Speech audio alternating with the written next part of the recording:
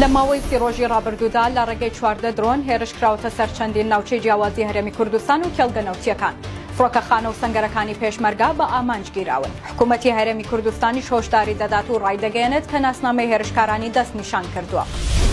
بەپێی بەدواداچوونێکی پایتەخت میدیا دەرکەوتووە لە یەکی ئەم مانگەوە تاوەکو ئەمڕۆ 14 هێرشی درۆنی کراونەتە سەر چەندین ناوچەی جیاواز و استراتیژی هەرێمی کوردستان کە کێڵگەنەوتیەکان، فڕۆکەخانە، سەنگەرەکانی هێزەکانی پێشمەرگە و چەندین ناوچەی دیکە لە خۆ دەکرد. سەرەتای ئەو هێرشە یەک لە دوای یەکانە بۆ یەکی ئەم مانگە دەگەڕێتەوە کاتێک درۆنێک لە ناحیەی دەرکاری سەربەی دارەی زاخۆ کەوتە خوارەوە و دوایین درۆنیش ئەمڕۆ لە نزیکەی گوندی دووگرتکانی مەخموور کەوتە خوارەوە. لەو هێرشە درۆنیانە زۆرترین زیان بەر کێڵگەنەوتیەکان کەوتووە و ئاستی بەرهەمهێنانی نەوتی گەیاندە خوار 80000 بەرمیل نەوت لە ڕۆژێکدا. لە کاتێکدا پێشتر توانای بەرهەمهێنانی نەوت لە کێڵگەنەوتیەکانی کوردستان لە سەر 250 بەرمیل لە یەک ڕۆژدا بوو. کێڵگەنەوتیەکانی DNO، هاندا ئۆیل و کوڕمەڵە لەگەڵ فڕۆکەخانەی نێودەوڵەتی هەولێر دیارترینی ئەو شوێنانان کە بەهۆی هێرشە درۆنیەکان زیانی مادیان کردووە.